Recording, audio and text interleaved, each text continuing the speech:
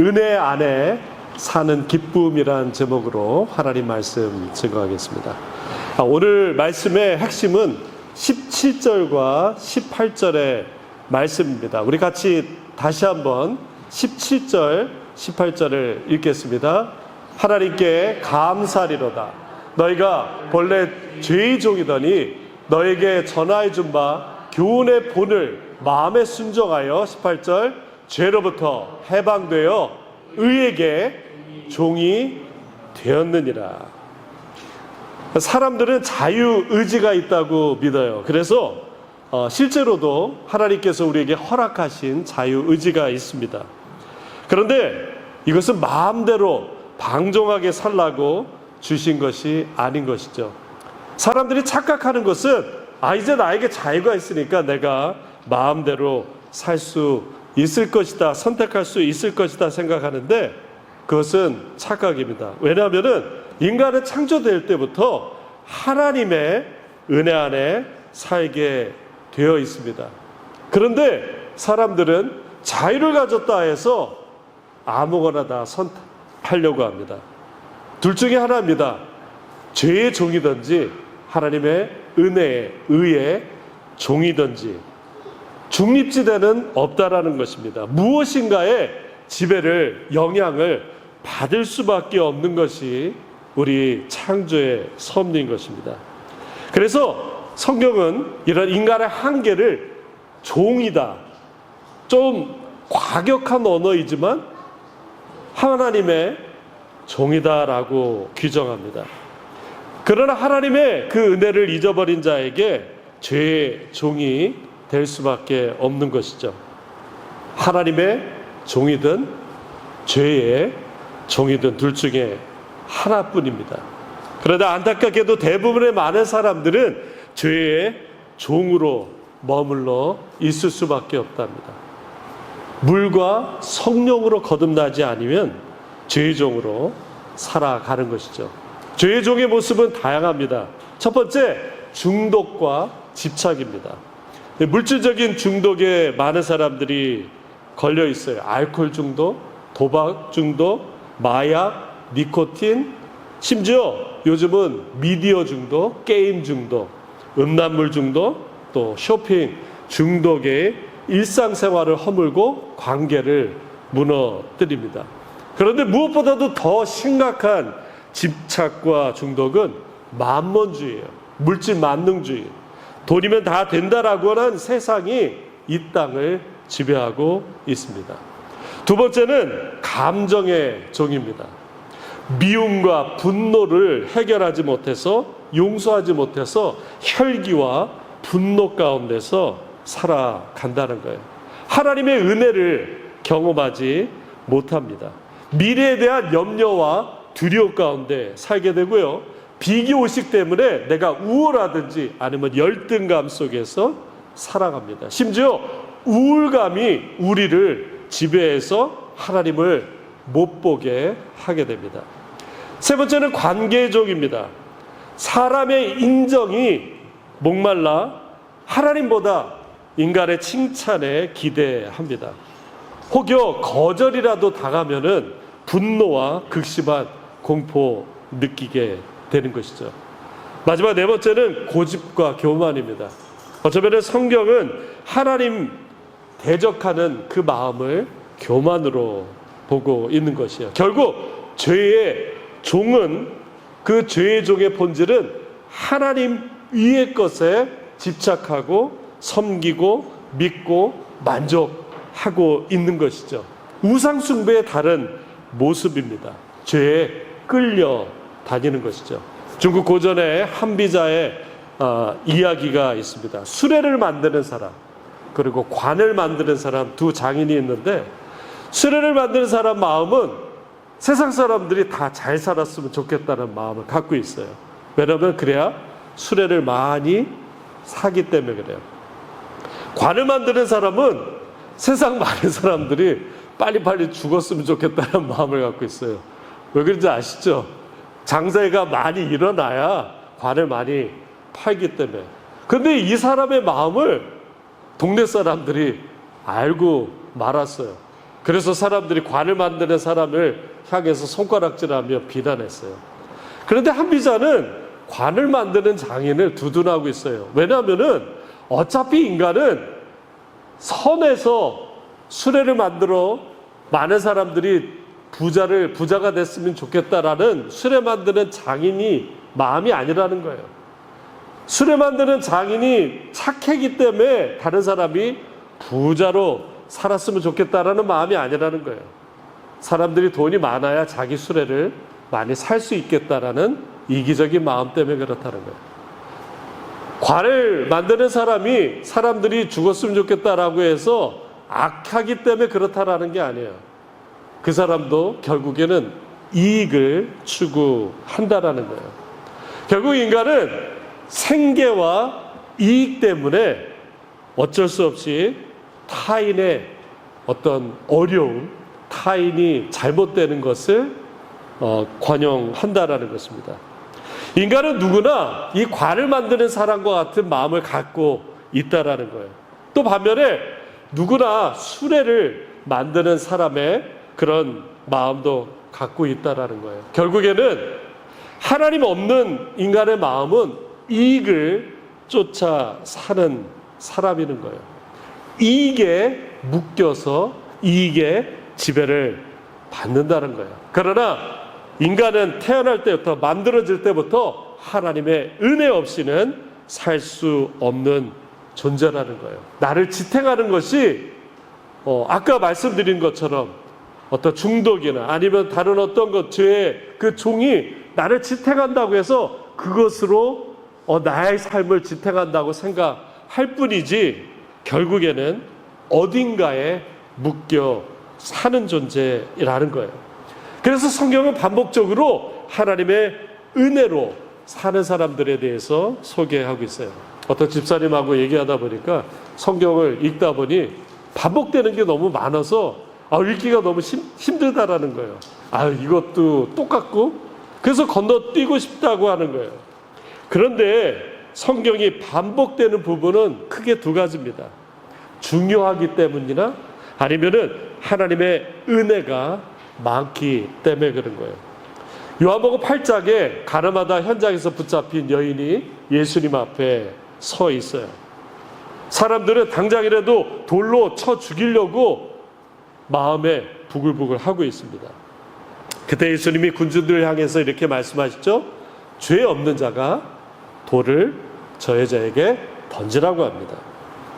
또한 여인에게 예수님이 한 말씀 하십니다.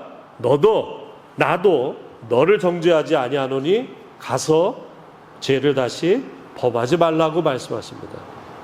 이 본문은 다른 것이 아니라 죄의 종이었던 여인이 이제 은혜의 종, 의의 종, 하나님의 종으로 바뀌는 장면인 거예요.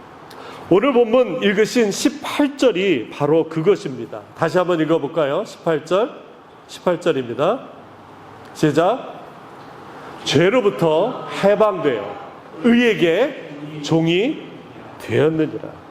이 해방되다라고 하는 말은 속박으로부터 풀려났다라는 거예요.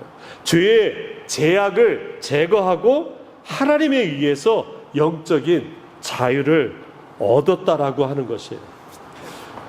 저희 자모님하고 처제가 집에 와 있는데요. 저희 집에서 저까지 포함해서 이제 5 식구가 살고 있잖아요. 몇 달간. 그런데 제일 자유로운 사람이 누군지 아세요? 예? 송주? 또 저희 아내예요. 왜냐하면 저희 아내는 누구에게도 다 거침이 없어요. 만약에 제가 이런 얘기 우리끼리만 여기니까 제가 화장실에 있어도 훅 들어올 수 있는 거는 누구예요? 제 아내. 송주도 못 들어와요. 왜냐면 아빠니까. 저희 장모님 처제는 당연히 그렇죠. 저희 장모님이 만약에 화장실에 있으면 쑥 들어갈 수 있는 사람이 누구예요? 저희 아내밖에 물론 송주도 있고 저도 있지만 저는 절대로 못 들어가죠. 제일 자유로워요. 그런데 자유롭다고 해서 관계가 끊어진 게 아니에요. 저희가 결혼을 했기 때문에 그 관계 가운데서 자유로운 거예요. 엄마로, 여동생으로, 또 자기 자녀로, 남편으로. 근데 그 관계를 맺고 있는데 자유로워요. 오직 혼자만 자유롭게 유유히 다니고 있습니다. 참 부러워요. 오늘 말씀이 그렇다라는 거예요. 우리가 죄에 해방되었어요. 그러면은 막 다닐 거 아니에요. 그런데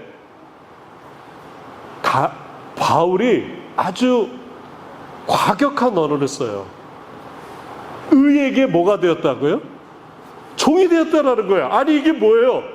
지금 죄에서 종이 풀려났는데 다시 의에게 종이 됐다라는 거예요. 여기서 종이라는 게 물론 당연히 알지겠죠. 딸랑딸랑 아닙니다. 헬라어 원어는 slave예요. 노예라고 쓰는 거예요. 아니 지금 죄로부터 해방됐는데 다시 의에게 노예가 됐다라고 얘기하고 있습니다. 여기서 종이라고 하는 둘로라고 해가지고 아주 무시무시한 사실 단어예요. 자유가 없는 거예요. 완전히 귀속되는 거예요. 그런데 하나님의 종은 관계가 맺혀져 있고 룰이 있음에도 불구하고 그 안에서 자유를 주시는 거예요. 인본주의자들은 창조의 원리를 무시합니다.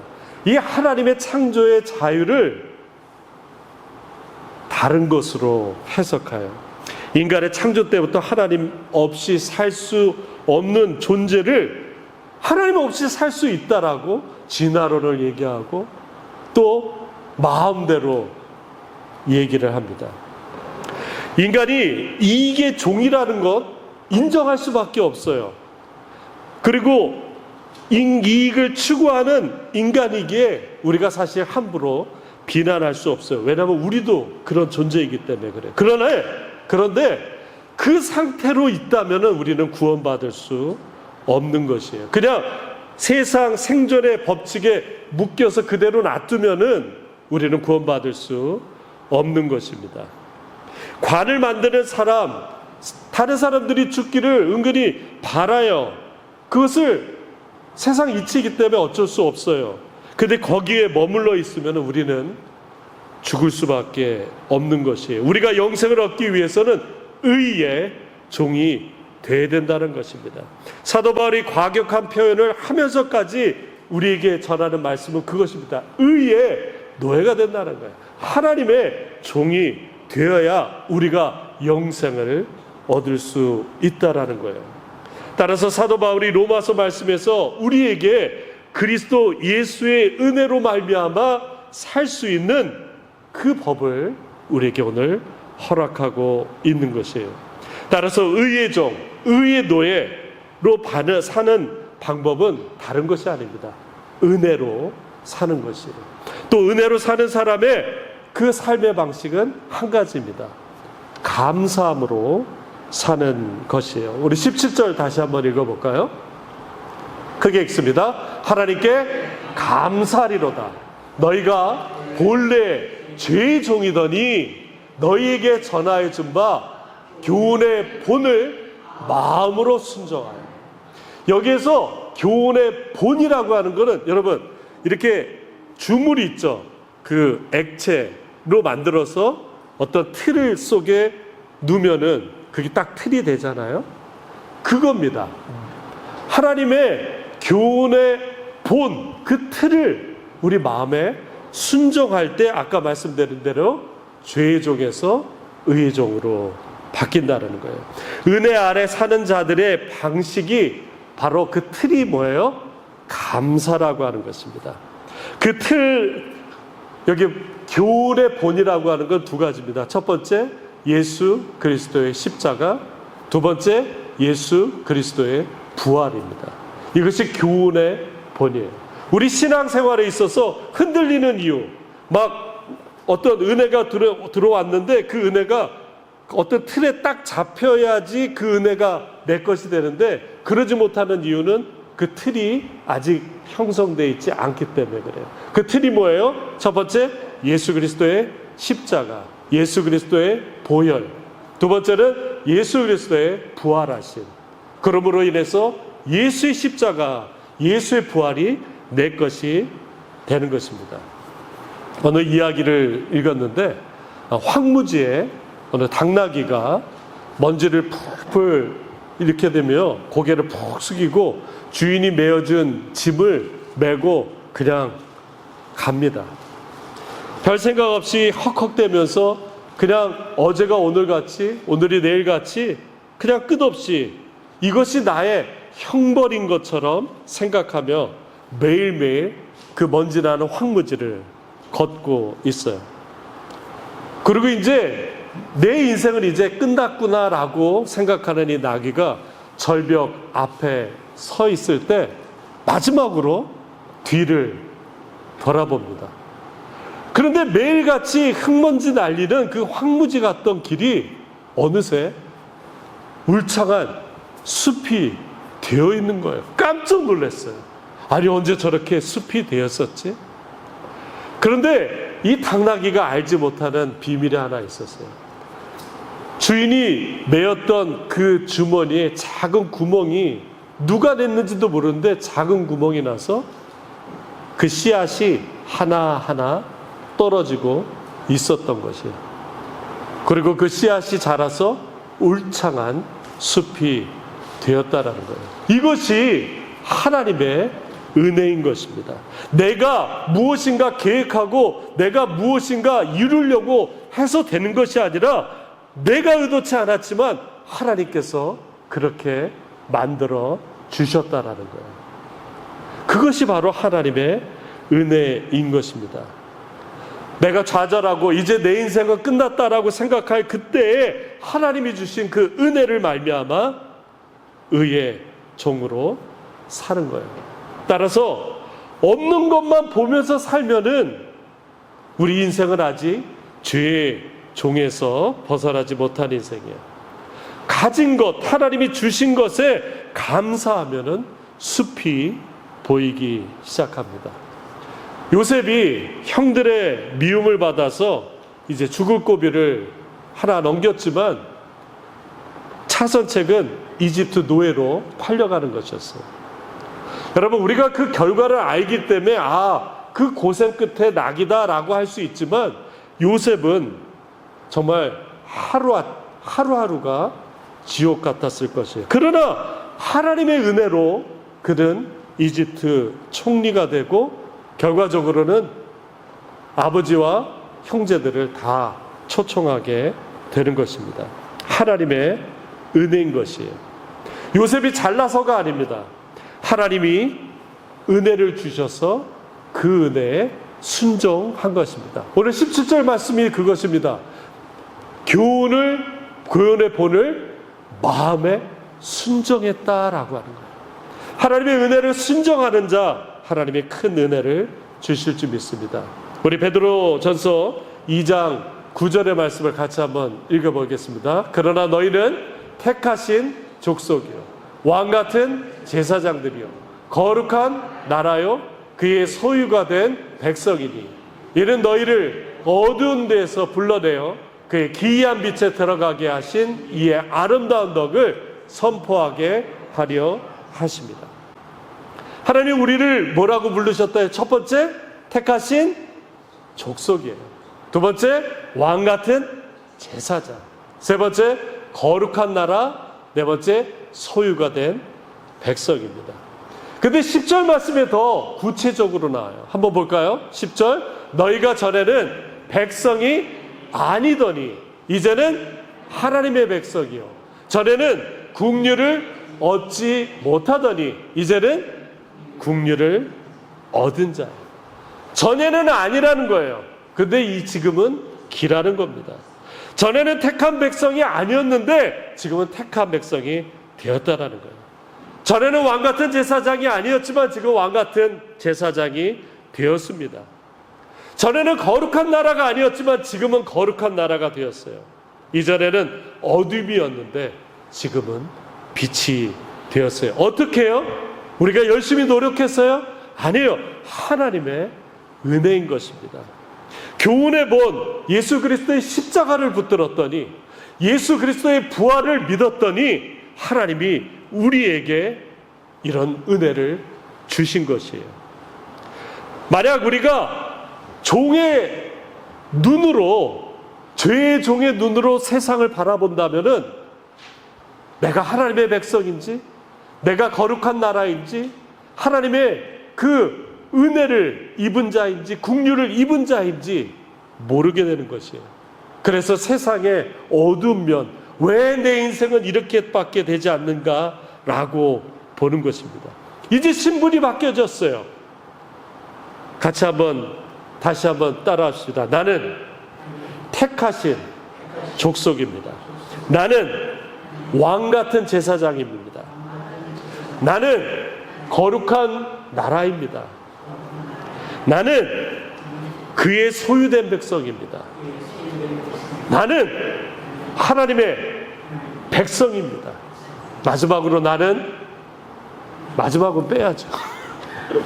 나는 긍휼을 얻은 자입니다. 오늘 그래서 읽었는데, 소크라테스가 70세에 법정에서 스스로 막 변론을 했대요. 여러분, 미켈란젤로의 그 성베드로 성당의 벽화를 70세에 완성했대요. 여러분, 이어령 교수 아시죠? 이어령 교수는 73세에 세례를 받고 그리스도인이 되었습니다. 처칠 수상이 정치만 잘하는 줄 알았더니 79세에 노벨 문학상을 받았어요. 모세는 80세에 하나님의 부름을 받아 이스라엘 백성을 이집트에서 탈출시켰습니다. 에디슨은요, 80세에 1093번째 발명 특허를 받았대요. 괴테는 81세에 파우스트를 완성했고요. 프랭클린은 81세에 미국 헌법 초안을 작성했습니다. 처음 듣는 사람인데, 정순교라는 사람이 있는데 1890년에 조선시대에 최고령 과거 시험에 합격했대요. 나이가 무려 85세였다라고 합니다. 슈바이처는 90세까지 아프리카에서 환자를 돌보고 있었다고 합니다. 여러분, 포기하지 마세요. 나이가 많아서가 아니고, 건강하지 못해서가 아니고, 우리에게 믿음이 있는가를 다시 한번 점검해야 되는 것입니다. 하나님이 우리를 의의 종으로 부르셨습니다. 의의 무기로 삼으셨습니다. 하나님이 우리를 죄의 종에서 의의 종, 하나님의 거룩한 백성, 하나님의 긍휼을 입은 자로 우리를 부르신 줄 믿으시기 바랍니다. 우리 자녀님께서 기도해 주셨듯이 오늘부터 수요일까지 3박 4일 우리 한미연의 동북부 지방에서 펼치는 유스 연합수련회가 있어요. 저희 교회가 이제 개척된 지 2년 반 만에 연합수련회 이제 참석하게 되었어요. 3명의 어린이들, 또 청소년들이 우리 참석하게 되었습니다. 저도 인솔자로 이제 가게 되는데, 여러분, 아이들이 이때 예배 때, 또 성경 공부 때, 모임 때 하나님 만나기 위해서 기도해 주시길 바랍니다. 참 감사하고 감격스럽습니다. 이 모든 과정이 하나님의 은혜인 줄 믿습니다. 오직 하나님의 은혜를 받기 위해서 떠나는 우리 청소년들입니다. 세상의 법칙과 세상의 어떤 방식을 배우러 가는 것이 아닙니다. 하나님을 만나고 주님을 만나기 위하여, 성령을 체험하기 위해서 가는 우리 3명의 학생들을 위해서 꼭 기도해 주시기 바랍니다. 세상이 죄로 만연되어 있어요. 그런데 의의 종으로 거듭나서 돌아올 줄 믿습니다. 아이들이 하나님의 큰 은혜 경험하도록 여러분들 기도 많이 해주시기 바랍니다. 말씀을 마칩니다. 우리는 그리스도 예수 은혜로 죄의 종에서 의의 종으로 거듭났습니다.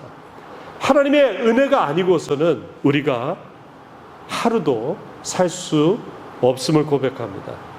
하나님의 은혜 때문에 감사하고 하나님의 은혜 때문에 기뻐하는 저와 여러분 되길 예수님의 이름으로 축원합니다. 우리 함께 기도하겠습니다. 함께 기도하실 때 우리 인생에서 하나님 은혜가 충만하게 하여 주옵소서. 죄의 종에서 의의 종으로 거듭나게 하신 하나님을 찬양합니다. 감사합니다. 우리 감사의 기도를 드리겠습니다. 아버지 하나님 감사합니다. 우리를 은혜 충만케 하여 주시옵소서.